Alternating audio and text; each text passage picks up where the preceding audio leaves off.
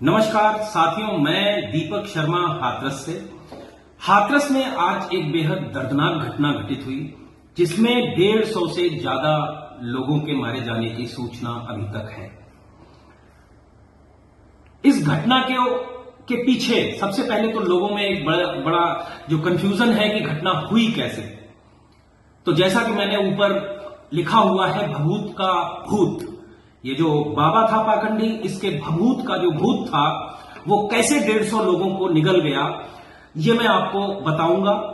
जैसा कि मैं जब ग्राउंड पे पहुंचा जाकर के और मैंने लोगों से बात करने की कोशिश की तो लोग कैमरे पे इसके बारे में बहुत कुछ बोलने को तैयार नहीं थे, लेकिन जो लोग कुछ ऐसे मिले जो आज उसके सत्संग के प्रत्यक्षदर्शी थे और जो पहले से उनको मतलब फॉलो कर रहे थे, तो उनसे जो मुझे जानकारी मिली वो बहुत इंपॉर्टेंट है, मुझे लगता है सभी को जानने के लिए।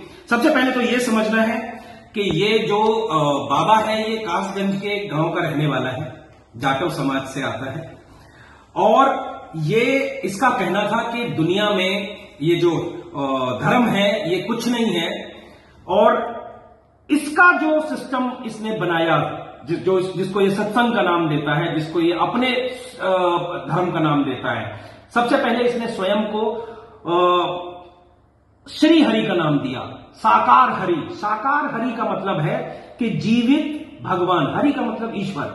ये जीवित भगवान स्वयं को घोषित किया इसने। यहां समझने की बात यह है कि जीवित भगवान बनने से पहले इसके ऊपर कई आपराधिक मुकदमे दर्ज थे, जिसमें यौन शोषण तक के मुकदमे थे। कई लोगों ने मुझे बताया कि इसके सत्संग में जाने वाली कई लड़कियां कई जिलों से गायब हैं, जिसमें शायद जो गुमशुदगी है वो भी दर्ज हुई है। लेकिन बाद में बाबा ने अपने चेलों से उनकी शादियां करा करके उनको बरामदगी दिखवाया। मतलब कि जो लड़कियां जाती थीं, इसकी एक खुद की वहां पे जिसको सिक्योरिटी फोर्स बोलता था, खुद की बनाई हुई सिक्योरिटी फोर्स रहती थी जो सारा मैनेजमेंट देखती थी। मैं यहां पे ये बता दूं कि ये चूंकि सिक्योरिटी फोर्स इसकी खुद की थी, जिसमें महिला और पुरुष दोनों शामिल थे। हाथरस में जो घटना हुई उसमें 15,000 लोगों की परमिशन थी, जो आज समागम जिसको बोलते हैं, आज सत्संग का समागम था एक दिन का। ये वहां पे 15,000 लोगों की भीड़ के लिए इसने परमिशन ली, जिसके लिए 15,000 की चूंकि परमिशन थी तो पुलिस प्रशासन ने लगभग 15 से 20,000 लोगों के लिए वहां पर तैनात किया गया, जो अच्छे से मैनेज हो रहा था। लेकिन धीरे धीरे भीड़ बढ़ने लगी। अब सवाल यह है कि अगर ये इतना पाखंडी है तो भीड़ कैसे बढ़ रही थी? मुझे लगता है ये सबके दिमाग में ये सवाल आता होगा। तो मैं आपको बताता हूं कि किस तरह इस पाखंडी बाबा ने, जिसको जो कि खुद को कुछ लोग सोच रहे हैं ये भोले बाबा, ये भगवान महादेव का इससे कोई लेना देना होगा, ऐसा बिल्कुल भी नहीं है। इसने अपना नाम श्री साकार हरि भोले बाबा रख लिया था और स्वयं को स्वघोषित भगवान बताने लगा था, और जिसमें बहुत मदद करी थी हमारे उत्तर प्रदेश के पूर्व मुखिया, पूर्व मुख्यमंत्री श्री अखिलेश यादव ने। अखिलेश यादव ने भी उन्हें भगवान का ही दर्जा दिया था, जिसके प्रमाण मैं आपको दिखा देता हूं, आप स्वयं देखें। आप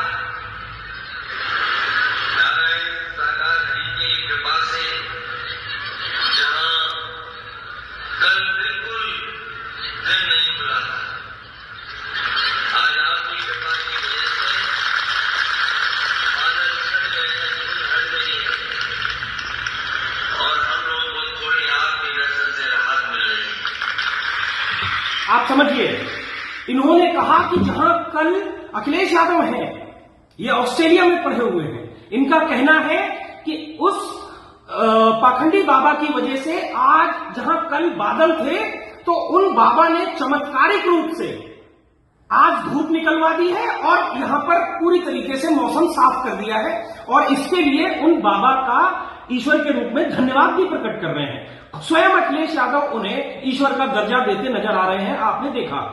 अब समझने की बात यह है कि जब अखिलेश यादव के स्वयं में करोड़ों फॉलोअर हैं, तो वो जिसे अखिलेश यादव स्वयं ईश्वर का दर्जा दे रहे हैं, तो वो क्यों नहीं देंगे? लोग समझ नहीं पा रहे हैं कि अगर ये इतना पाखंडी था तो इसके पीछे भीड़ कैसे? इस तरीके के नेताओं ने इस बाबा के पाखंड को, इस बाबा को ईश्वर का दर्जा दिया। ऐसी बहुत सारी वीडियोस अवेलेबल हैं। मैं आपको यह भी दिखाता हूं कि जब ये आप देख सकते हैं, ये आप पढ़ सकते हैं, ये क्या लिखा हुआ है। गदगद हुए 20 लाख की भीड़ देखकर, क्योंकि ये भीड़ सिर्फ बाबा की नहीं होती थी, ये राजनीतिक मंच होता था, जिस मंच से ये खुलेआम अखिलेश यादव को वोट देने की, सपोर्ट करने की अपील भी करता था। जहां एक तरफ ये हिंदू धर्म को अपमानित करने का काम करता था, स्वयं को स्वघोषित भगवान, साकार भगवान बनाने का काम करता था। एक जो सबसे मेन जो काम था इसका, वो मैं अब आपको बताता हूं। आज जो घटना घटित हुई उसके पीछे की वजह, जब ये कार्यक्रम चल रहा था, जब ये अंतिम समय की ओर था, तो वहां पर जबरदस्ती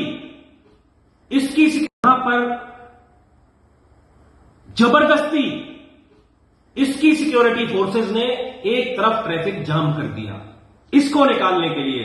चाहे उसमें एम्बुलेंस फंसे, चाहे उसमें कोई फंसे, प्रशासन से पूरी जद्दोजहद हुई। प्रशासन ने जिद जबरदस्ती कर करके, जो लोग बता रहे हैं वहां पर, कुछ गाड़ियों को निकलवाना जारी रखा, एक तरफ से चालू रखा।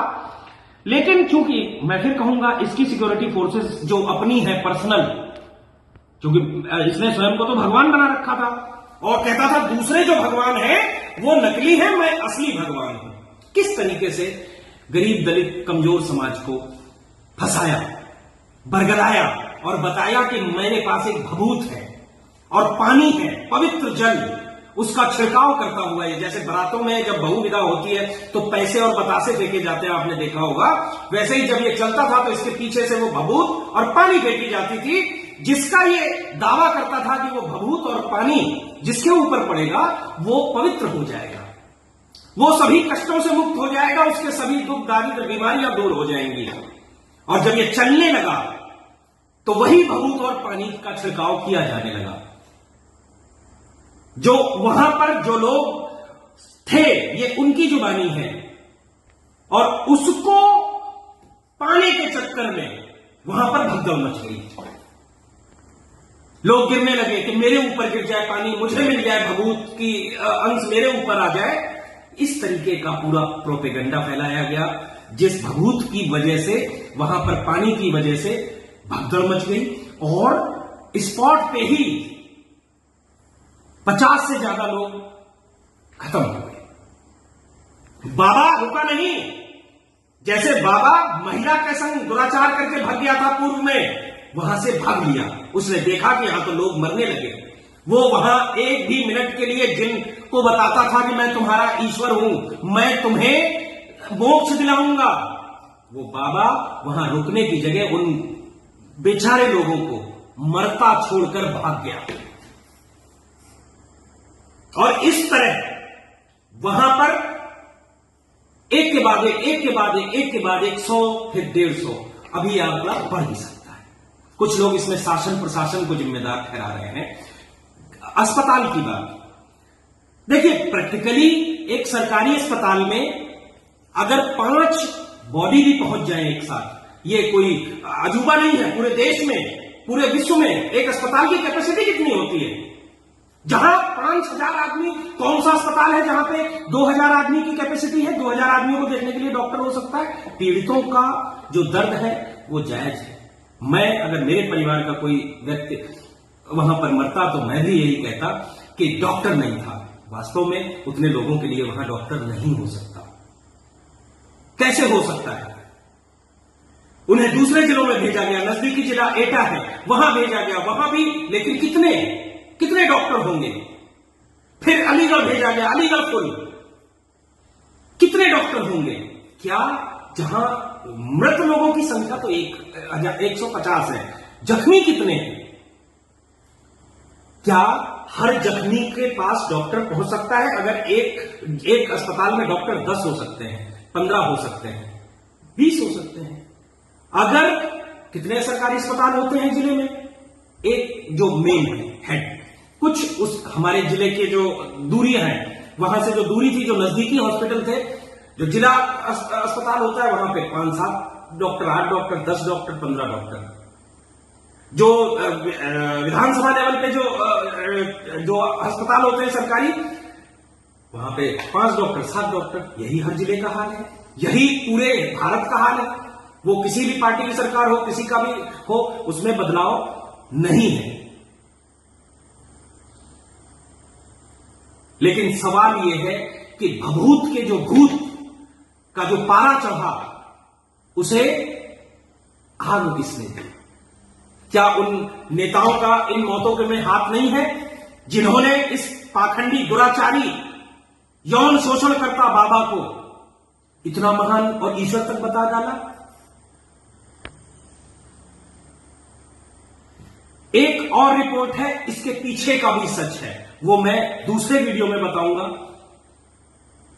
अभी जितने भी मृत हैं उन सभी को मेरी श्रद्धांजलि, और मैं सरकार से चाहूंगा कि जो भी घायल लोग हैं उनकी इलाज की बेहतर व्यवस्था की जाए, एम्बुलेंसेस की संख्या बढ़ाई जाए, केयर टेकर्स की संख्या बढ़ाई जाए, प्राइवेट हॉस्पिटल्स के केयर टेकर्स की भी मदद ली जाए, डॉक्टर्स की भी मदद ली जाए। लगे हुए हैं सारे हॉस्पिटल के डॉक्टर, जिले के सारे डॉक्टर्स और हॉस्पिटल्स को सरकार ने बिल्कुल सख्त आदेश दे दिए हैं, हमारे डीएम ने भी आदेश दे दिए, हमारे शासन ने भी आदेश दे दिए हैं, वो सारे लगे हुए हैं।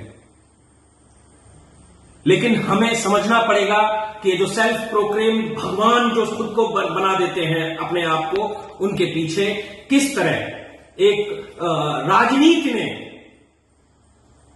एक जो जिसको धार्मिक मंच बोल करके पेश किया गया, वो राजनीतिक मंच जब बन जाता है तो किस तरह की